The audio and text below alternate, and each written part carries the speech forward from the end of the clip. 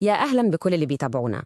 في الشرح السريع ده هنقدم دليل عملي يعني من قلب الموقع عشان نعرف إزاي نحل مشاكل واحد من أهم وأشهر المكونات الكهربائية في أي لوحة كنترول. خلينا ندخل في الموضوع على طول. كلنا أكيد مر علينا الموقف ده في الشغل. كل حاجة ماشية زي الفل وفجأة نلاقي الموتور أو أي حمل تقيل فصل لوحده كده من غير أي مقدمات. مشكلة طبعا محبطة جدا وممكن توقف خط إنتاج بحاله. في معظم الحالات دي بيكون في بطل مجهول هو السبب ورا اللي بيحصل. بطل قصتنا النهاردة أو يمكن نقول المتهم الرئيسي هو الكونتاكتور. هو ده محور شرحنا النهاردة وهو غالبا مفتاح حل اللغز اللي فات. طيب، إيه هو الكونتاكتور ده؟ ببساطة شديدة هو عبارة عن مفتاح كهرباء ضخم بس بنتحكم فيه عن بعد. دوره كله إنه يفصل ويوصل الكهرباء لأحمال كبيرة وتقيلة قوي باستخدام إشارة كهرباء صغيرة وآمنة. بس في هنا بقى ملحوظة مهمة للمحترفين. لما نيجي نختار كونتاكتور مش بنبص على الأمبير وخلاص، لا، الأهم هو نوع الحمل. يعني الكونتاكتور اللي هيشغل سخانات غير خالص اللي هيشغل موتور، لأن الموتور بيحتاج قدرة تحمل أعلى بكتير، خصوصاً لحظة التشغيل والفصل. تمام. طب إزاي بالظبط بيقوم بالدور ده؟ فكرة عمله في الحقيقة بسيطة جدا، لكنها في نفس الوقت فعالة ومهمة لأي نظام صناعي. الموضوع كله بيتلخص في خطوتين. أول حاجة ملف الكونتاكتور اللي هو الكويل بتاعه بيستقبل إشارة كهرباء صغيرة جاية من دايرة الكنترول. تاني حاجة الإشارة دي بتعمل مجال مغناطيسي قوي بيقوم شادد قلب الكونتاكت اللي جوه فيوصل الكهرباء للحمل الكبير. يعني هو ببساطة كده الوسيط القوي اللي بين دايرة التحكم الضعيفة والحمل التقيل. كده وصلنا لأهم جزء في الشرح بتاعنا. هنشوف مع بعض أشهر الأعطال اللي بتحصل في الكونتاكتور وإزاي نكتشفها ونحلها بسرعة وبطريقة عملية جدا. أول وأشهر مشكلة بتقابلنا الموتور مش شغال أصلاً. هنا التفكير بيروح في اتجاهين، يا إما الكويل بتاع الكونتاكتور نفسه اتحرق أو ببساطة مفيش جهد تحكم واصل من الأول. أول خطوة وأهم خطوة هي إننا نجيب الأفوميتر ونقيس الجهد على طرفي الكويل A1 و A2. لو ما لقيناش جهد يبقى المشكلة في دايرة الكنترول نفسها، لكن لو لقينا جهد والكونتاكتور مش بيتحرك يبقى الكويل هو اللي اتحرق ولازم يتغير. تاني عطل بنسمعه أكتر ما بنشوفه صوت الزنة أو الهمهمة المزعجة دي اللي طالعة من الكونتاكتور.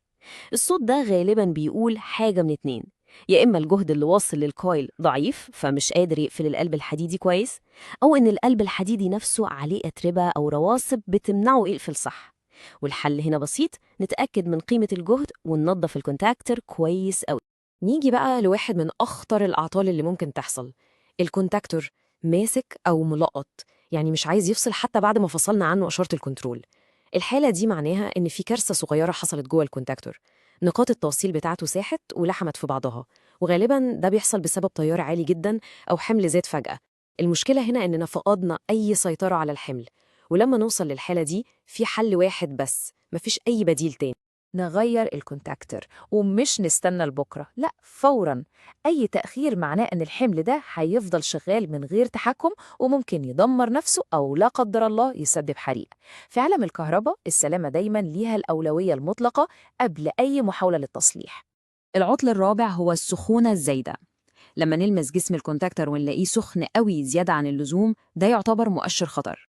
السبب ممكن يكون إن نقاط التوصيل نفسها اتأكلت فمقاومتها زادت، أو إن الحمل اللي عليه حتى لو الأمبير بتاعه مظبوط طبيعته قاسية على الكونتاكتور ده.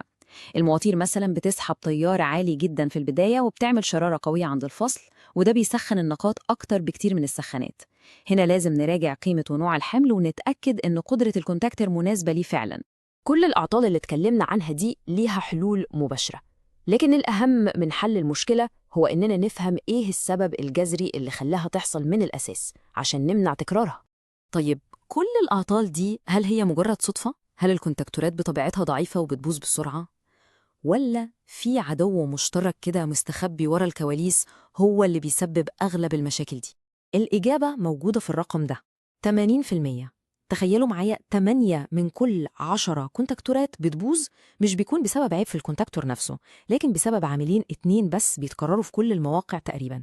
أهم العاملين دول جهد كنترول مش ثابت وحمل زيادة عن قدرة الكونتاكتور. جهد الكنترول لما يكون ضعيف بيعمل الزن اللي بتبوظ القلب الحديدي، ولما يكون عالي قوي بيحرق الكويل. والحمل الزيادة سواء في الأمبير أو في طبيعته زي ما شرحنا هو اللي بيلحم النقاط وبيسبب السخونة. دول هم أصل أغلب المشاكل. ودي هي المعلومة الذهبية للشرح ده. قبل ما أي حد يغير كونتاكتور لازم الأول نتأكد إن دايرة الكنترول بتدي جهد ثابت ومظبوط، ونتأكد إن الحمل الكهربي كقيمة وكطبيعة مناسب لقدرة الكونتاكتور. لو ما عالجناهاش الأسباب الجذرية دي، الكونتاكتور الجديد هيبوظ هو كمان، ويمكن أسرع من اللي قبله. يبقى خلاصة الكلام ده كله في كام نقطة عملية. أول حاجة، لازم دايما نتأكد من جهد الكنترول إنه ثابت ومظبوط. تاني حاجة، نحافظ على نظافة الكونتاكتور من أي أتربة. تالت حاجة، ما نستهونش أبدا بمشكلة السخونة أو لو لقينا كونتاكتور ماسك. والأهم من كل ده، نفتكر دايما إن السبب الجذري غالبا بيكون في الجهد أو الحمل، مش في الكونتاكتور نفسه. وفي النهاية ده بيخلينا نفكر في سؤال مهم: إيه هي المكونات التانية اللي ممكن تبان إنها بسيطة في أنظمتنا زي الأوفرلود أو مفاتيح الحماية، لكنها في الحقيقة ليها دور حيوي جدا وإهمالها ممكن يسبب مشاكل كبيرة؟ ده سؤال بيساعدنا نبص للصيانة بشكل أشمل وأعمق.